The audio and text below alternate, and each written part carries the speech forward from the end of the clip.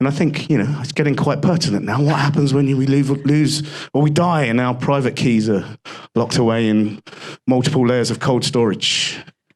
Your family will be devastated. You won't care, you'll be dead. But to tell us how they may not need to worry, we welcome back Pamela Morgan to the stage.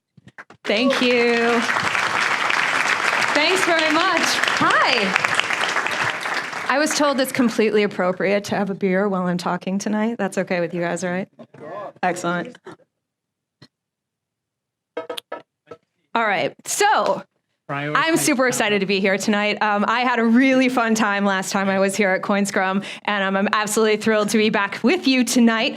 Before we get started into the burning question you all have, which is what will happen to your Bitcoin, Ether, and other crypto assets when you die, I want to point out one quick thing. How many of you in the room have heard a presentation from a lawyer? Yeah? Okay, great. So you've never seen this thing before then, because this is a Creative Commons license, and normally lawyers don't use that. I am a lawyer, and I am using it today. How many of you are familiar with Creative Commons licensing? Awesome, almost all of you. So this entire presentation is Creative Commons share alike. And what that means is that you can use any bits of this presentation you want in whole or in part. You don't have to ask me permission. All you have to do is give me attribution and share back with the community. So I think it's really important when we're building on open source systems that we share back with the community. And so I try to do that with all of my presentations. You can find me at Empowered Law or on Crypto Twitter. How many of you guys are on Crypto Twitter? How many of you need to take a break every now and then? Yeah, me too. I'm Pamela JD, Pamelaw. Get it? I'm a lawyer. Pamela JD. And you can find me there. So I've been working in Bitcoin and open blockchain since early 2014 full time. And I feel like that is such a privilege. How many of you are working in this industry? Wow, there's so many of you. Congratulations. How many of you wish you were working in this industry? There you go. There's the rest of everyone. Fantastic. It's totally doable, you guys. I learned about Bitcoin in early 2013, and I learned about it, actually, I was fortunate enough to be speaking at a conference that Andreas was speaking at, and I heard him talk about Bitcoin for the first time, and I remember sitting in the audience and thinking, if half of what this guy says is true, this technology might actually change the world. And I was absolutely enamored by it. And I studied Bitcoin for a couple of months, and then I quit my full-time job and decided that I was going to make a career for myself in this industry. And I feel so fortunate that I've been able to do that. Today, I'm going to talk to you about my favorite thing right now, which is inheritance planning. And this is the roadmap of what I'm going to talk to you about today. What I'm going to try to do is convince you that, one, inheritance planning is important for you to do, and I think many of you probably already know that. But two, it doesn't have to be scary and it doesn't have to suck, and you can totally do something tomorrow to make your family safer and make sure that your family can inherit these assets. I wrote a book about this topic. It was published, I think, last year. It's called Crypto Asset Inheritance Planning. And what it is it's effectively a book that guides you step by step. If you were to hire me and ask me to help you build an inheritance plan, these are the questions that I would ask you. And we go step by step. You start building a plan, and then you make it better, and there's all sorts of different sections. The idea is this is a how-to guide. Unfortunately, just by buying the book, it doesn't work. You actually have to do the stuff that's in the book. So I'm going to try to talk to you about that now. Would you have come tonight if I told you there was a quiz? No? Okay. Don't worry, it's not graded or anything. So how many of you, here's the question, if I die without a will or a testament or a trust, who decides who gets what? How many of you are A, have no idea, never thought about it before? A few of you, yeah, okay, good. Thank you for your honesty. B, who thinks your family decides? Excellent. The actual answer is C. The government decides through local law. And there's a little link at the bottom. The UK government has a handy little click-through guide that will tell you who's going to inherit your stuff if you don't have a will. And it's kind of scary if you actually look at these laws. It's certainly scary when you consider the way that we live today, because these laws were written decades ago, sometimes centuries ago, and they reflect old values and old ideas. things like the only thing that matters is blood. So, if you do not have a will or a testament or a trust, who gets part of your assets? Your live-in civil partner? No. Your children through marriage? No. Does it matter if they've been your children through marriage for 50 years? No.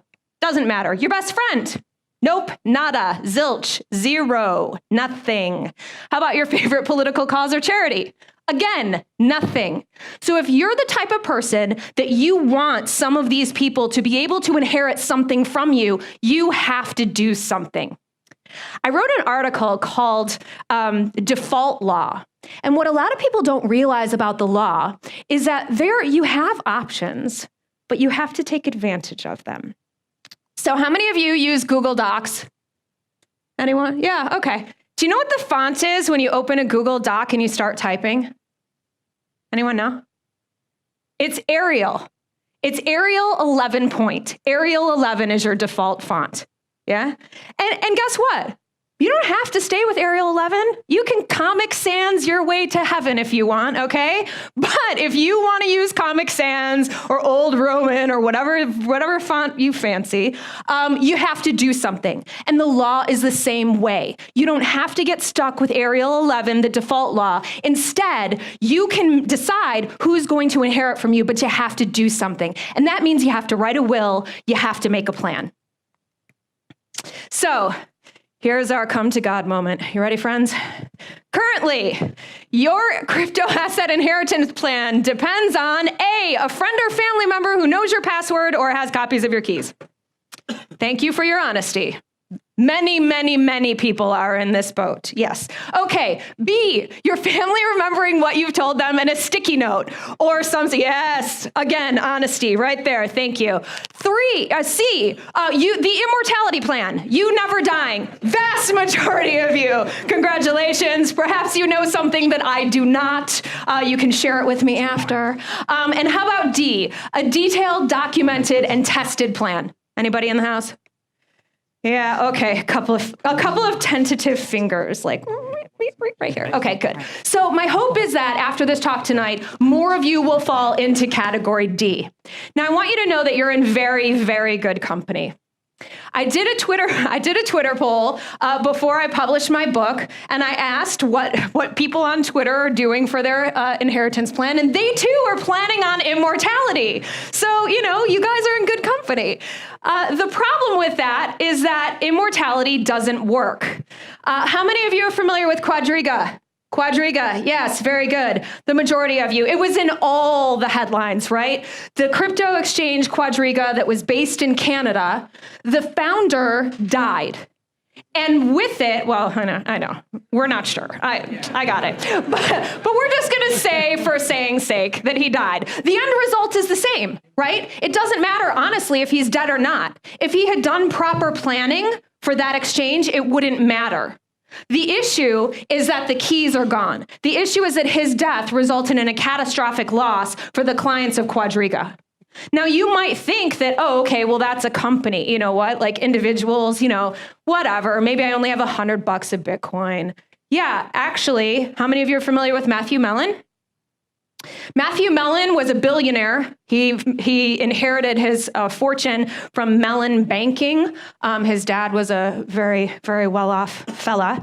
And he inherited a bunch of money, and he lost a bunch of money, and then he came to redemption with crypto. So he earned it all back, and he was like, yeah, I'm awesome. And then he died, and he died unexpectedly, and his family is now searching for the keys to unlock $500 million. 500 million is currently locked. You think his family is freaking out and trying to go through every single device he has? They're not going to find it. If you read this article, it talks about how he hid his codes. Give the journalists a little slack. They don't know. He hid his codes in a safe deposit box all sprinkled around the U.S. Ooh, that's fun. Good luck trying to find those and get into them, okay? So this is actually happening, and it's happening on a scale that we couldn't even imagine before. This, unfortunately, could happen to your family. And even though you might not have millions, your family probably thinks you do. As the price goes up, they're like, hey, hey, heard you're into that Bitcoin, and all of a sudden they think that you have way more than what you actually do. So it's really, really important. This is a really big issue, and it's only going to grow in our industry as more people come into this industry.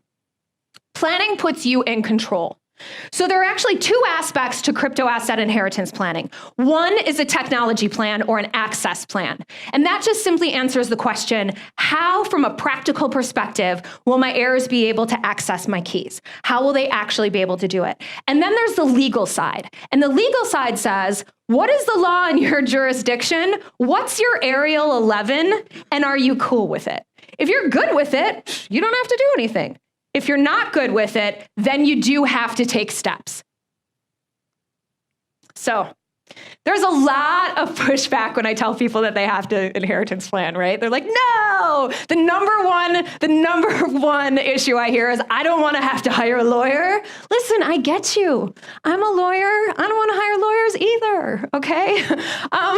The thing is that this is an area that's kind of unknown and scary, and a lot of times people don't really know, like, what lawyer to go to. And, they're kind of afraid, like, oh, lawyer's going to ask me a bunch of intrusive questions and all that sort of stuff. Whatever your feeling is about hiring lawyers, you don't have to do that. Don't let that be an impediment for you to actually start building your access plan, because no lawyer, well, save me and maybe 5 others, can actually help you with an access plan. You need to have the plan for how your heirs are going to access the keys independent generally of your lawyer, okay? All right. Number 2, I'll have to trust a third party. So how many of you actually think that you'll have to trust a third party if you're doing inheritance planning? Yeah, I called it a mistaken belief. So you guys are like, oh, this is a trick question. The reality is that you don't. Inheritance planning is not taking your key and giving it to your lawyer. Oh God, please don't do that. Oh, they're terrible at InfoSec, you guys. Oh, it's so bad. You have no idea. Don't do that. That's not what I'm saying you should do. What I'm saying you should do is think about this and actually create a plan that works for you and your heirs. I am not suggesting that you use a custodian. I believe that custodians are the antithesis of what we are doing. And so the idea is, how do we build a plan that allows us to remain in control while we're alive without giving our heirs all the keys and access, but gives them access later? So you don't actually have to trust an independent, individual third party. Third, people fear that there's going to be additional risk of theft. So the idea is, okay, they're like, if I do a plan, I'm going to write down the map to access all my crypto. And then nefarious bad dude is going to break into my house and take my plan and get all my crypto, right? This is the fear. You're not going to write down everything in one document. You're not going to type it on your computer. That doesn't make any sense. So, the thing is you want to make sure that you have a plan that is, again, accessible to you, but doesn't actually live in one place that gives, whoever finds it full access to all of your assets. And finally, a lot of times people think that the value, like what they have, is too low to plan. They're like, man, I only have like 5 ETH. I don't need to do a plan, whatever. How many of you were around in December of 2017? Yeah, exactly. So in December of 2017, actually right before that, a couple of months before that, the run-up started in April, right? And so the run-up happened, and we were celebrating an all-time high of 1,200 USD to 1 Bitcoin, and yeah, this is great. Okay, good, we're back on top. And then it just kept going up and up and up, and everyone's like, oh my God, what's happening right now, right? And so then people started contacting me because they knew that I did inheritance planning.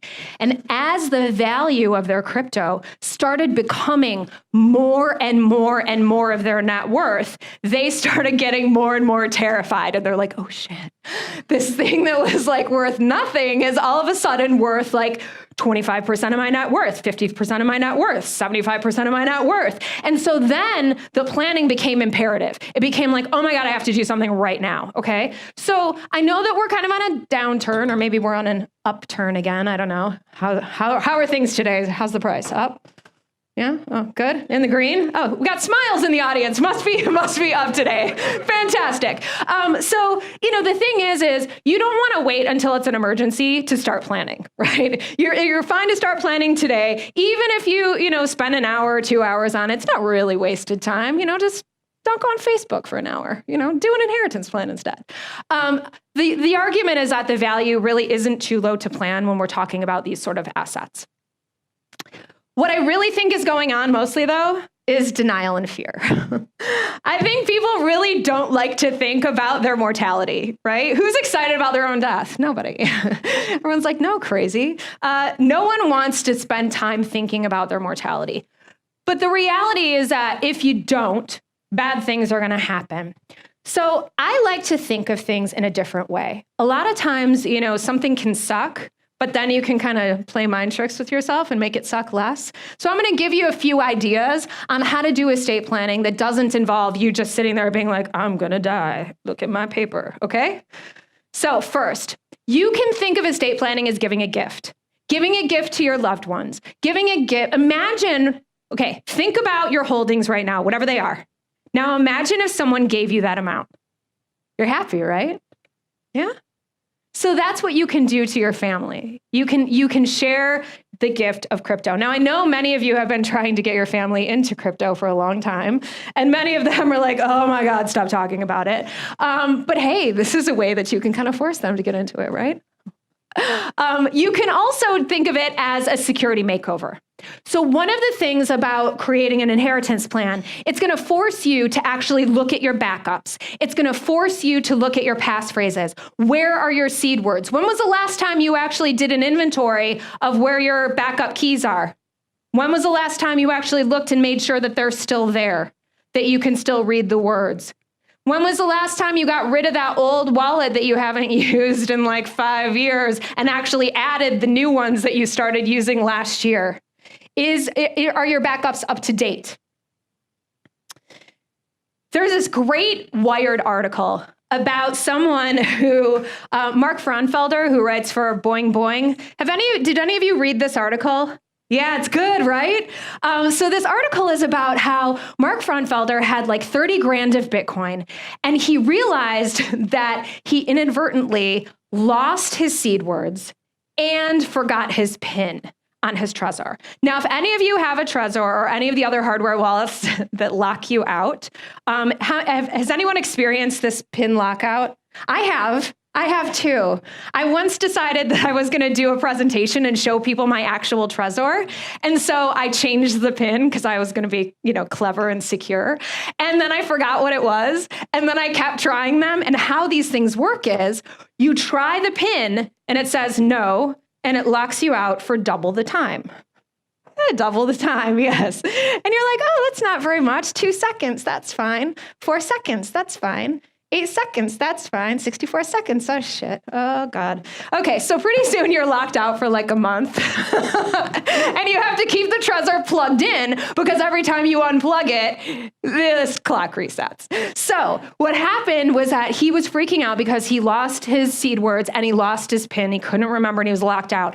So he was actually able to take advantage of a bug in the hardware and experts. So he contacted, I think, Andreas and Andreas put him in touch with some other people, and he was actually able to recover based upon this exploit, but it took him a couple months.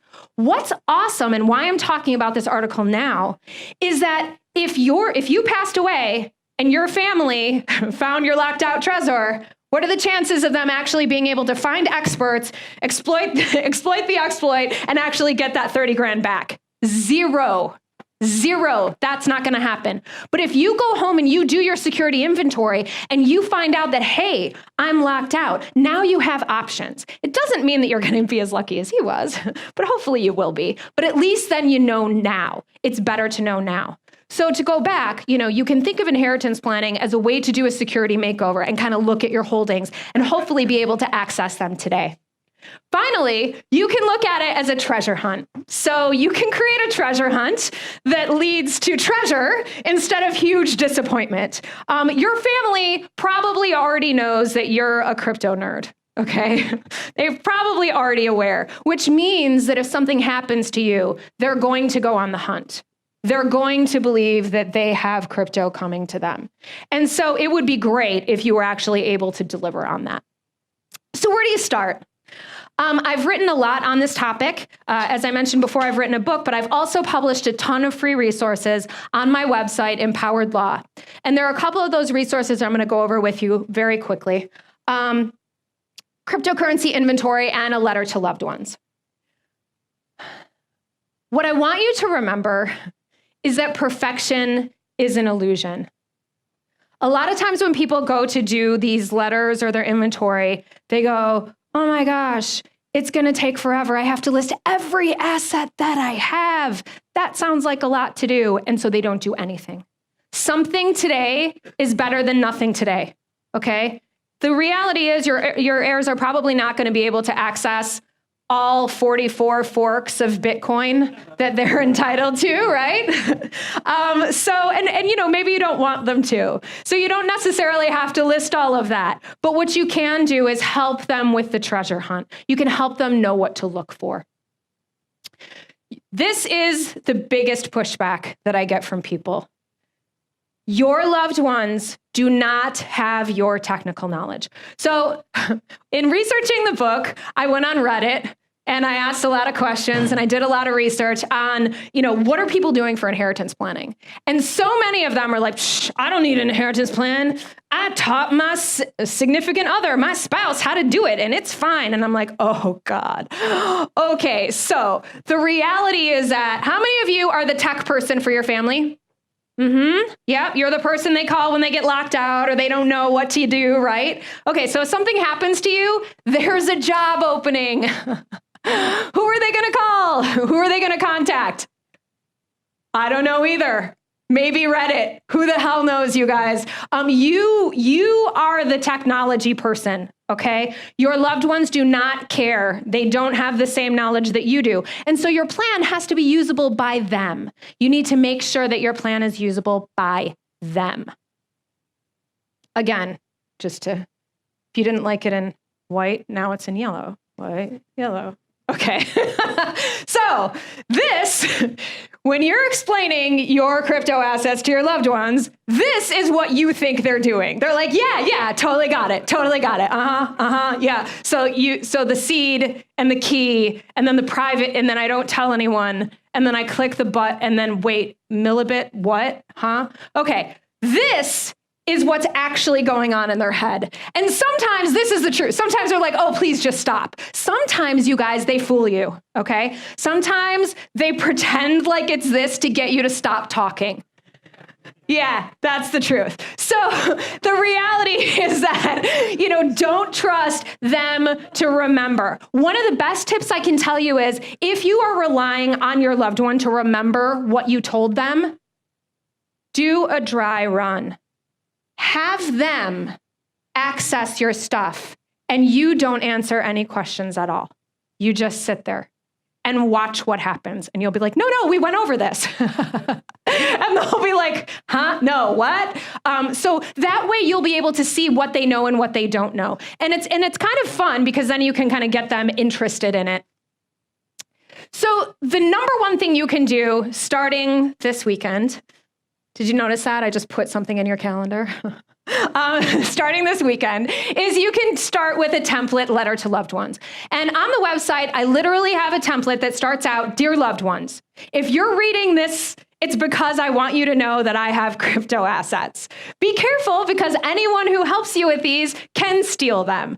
And then you go through and you designate a couple of people who are tech savvy, who will be able to look out for your family. That is the number one best thing that you can do for your family, is identify some friends, identify some colleagues, identify some people that can help walk them through the process.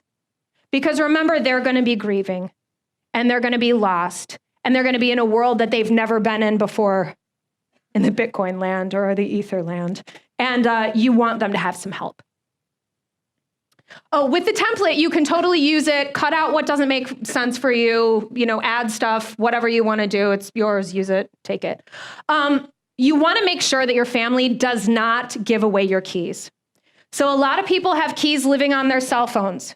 A lot of people have keys living on their laptops. You need to think about whether or not you want your family to be able to access those keys on your phones and on your laptops. You might also, as an aside, think about what's on there that you don't want your family to access. So maybe instead, you want them to actually access your crypto using your backups. And that's usually what I recommend. It's much less messy in the US, certainly. And around the world, there are some laws that kind of get a little squirrely when it comes to accessing accounts with other people's credentials. They call that computer fraud and abuse in the US. And so accessing with the seeds is usually ideal, but you want to make sure that they're not giving away your keys, right? So you don't want them to wipe the phone if that's going to be your last access. You don't want them to give away your laptop at like a yard sale or give it away to your cousin. And then they'll be like, yeah, score Bitcoin. So yeah, you want to make sure that they keep those devices. And that's why in the crypto inventory, you'll see a list. So I did another Twitter poll. How many of you have crypto kitties? Okay, yay.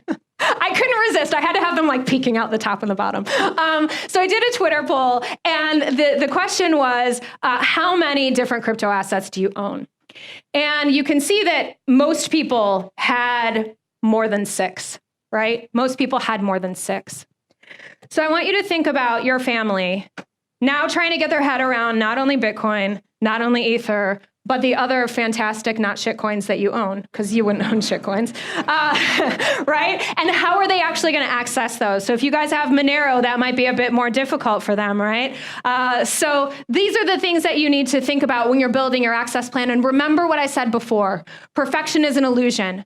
Maybe you decide that, you know what, my family's not going to need to inherit my Monero. I'm not going to be bothered with that right now. But maybe what I'll have them inherit is, you know, the Bitcoin and the Ether, right? You can make that choice. And guess what? It's your plan. You can update it anytime you want. You can say, okay, I'm only going to do my top 3 assets that I have right now. And then you're feeling excited about estate planning. And then you decide to add a few more in there. You know, this is a living document. It's something that you're going to build and change. It's something that's going to evolve as you grow in this space and as your portfolio grows and changes. So your inventory is designed to make sure that they don't throw away your keys and then also that they know what to look for. So imagine that I'm trying to do a recovery for your family and you just say, I have a Trezor. Great. What assets do you have on that Trezor? I don't know. How many are you using a password? I don't know what you're doing, right? So if we don't list the names of the assets, it's very difficult to be able to recover them. I don't usually recommend that people list amounts, because if you change the amounts later, your family will get fixated on that amount. They'll see the inventory and they'll be like, oh, there were 5 ETH and now there's only 3. Somebody stole, right? Because they don't know. They don't necessarily understand how things work. So I tend to kind of stray away from putting amounts in. But again, that's something that you can decide based upon your family and your plan. In the book, we start with getting it done, and what it is it's like a section of time. You take 2 to 3 hours, and you sit down and you get something done. Something is better than nothing, so you get something done. And then the rest of the book, we talk about how to make it better, how to make it legal, and how to keep it fresh. The idea is that it holds your hand and walks you through these processes step by step by step, because to be honest, that's kind of what people really need. Most people have no idea when it comes to inheritance planning. And so we wanted to make sure that, you know, we were sharing the knowledge with everyone as much as we could. All right, so this is my favorite part. Ready? Deadman switch. How many of you think that a Deadman switch is going to fix your inheritance planning problems? Okay, good, nobody. I rolled that out intentionally so that you wouldn't say yes, right? So many people on Reddit, not you, think that the Deadman switch is going to fix their inheritance planning problems. And for those of you that don't know, the concept or the essence of a Deadman switch is I put a message out into this program. Usually it's an email message, right? And if I check in every so often, the message doesn't go out. But if I don't check in, the message goes out and then they have my keys and then everything's awesome, right? And it sounds great. It sounds like this will totally work, except it won't for lots of reasons, including spam filters. So imagine your family, they've lost you, okay? First of all, The idea that an unsolicited email is actually going to end up in their inbox and not caught by the spam filter, I feel like that's a pretty big stretch. But let's say it does. Let's say it actually ends up in their inbox. A message from an unsolicited company messaging that you died, right? Looks like a scam, smells like a scam, feels like a scam. Yeah, your family's gonna be like, this is a weird scam. Someone's trying to take advantage of me, right? Because they don't know about it. Also, remember that they're grieving. And so how many of you have had an issue with death? Anyone deal with, yeah. So you know that people, when they're grieving, they don't think clearly. You know, their logic isn't A, B, C. And so we want to make sure we make things as easy as possible for them. And relying on a Deadman switch, not ideal. Also, I think that it increases your attack vectors. And the reason is because most of these things are centralized, and you also don't know who's holding that information or who's going to actually be able to access it. Smart contracts. A couple years ago, I want to say, like in the big ICO boom, there were a lot of platforms that built up around smart wills and smart inheritance, I guess. And I really think that these are bad ideas. I think these are bad ideas for a lot of reasons, but mostly because we as people are not ready for them yet. Your family cannot manage their own keys. Therefore, they're not going to be able to interact successfully with these platforms. The real problem is that people are the problem, not the technology. We can easily transfer assets from one address to another. That is not the challenge, okay? You can lock coins for a certain period of time. Again, not the challenge. We can already do that. We can already do that easily. That's not the problem. The problem is people. And the question is, who is legally entitled to the assets versus who thinks they should get some of the assets? And remember when I talked about the default laws in your jurisdiction? If you create a smart contract that takes all of your crypto assets and it moves it to your best friend, but you didn't write a will, what do you think is going to happen? Lawsuit, lawsuit, lawsuit, lawsuit. Is it better when I sing it? Not really, huh? Yeah. So basically what happens is your family will be like, what the heck is happening? And by law, they'll actually be entitled to get the value. Now you're like, hey, don't worry about it. They can't actually get the coins. Yeah, they can't. But you know what they can do? They can get a judgment, and they can lien up your friend's house, and they can lien up your friend's car, and they might be able to garnish some of their wages if they're actually entitled to get that money back. Don't create problems for your family. Like, you don't have to do that. You don't. You totally don't. You can just not do that, and then your family won't have to worry about it. Secondly, will platforms do not make things easier. Your family will have to know how to use the platform, okay? And you'll have to trust that they still have access to those keys. If they can't remember their Facebook password, they're not remembering where they put the crypto keys, okay? That's the reality. Also, you need to make sure that you continue to use the platform and that you know that they're continuing to update the platform. So it's not just about one and done, right? Software is about continuous improvement and continuous development. So it's not just about this platform and how it works today. It's about this platform and how it works today and tomorrow and next year and 10 years from now. That's what we're talking about when we're talking about inheritance planning. Smart contracts are not yet ready for long-term use.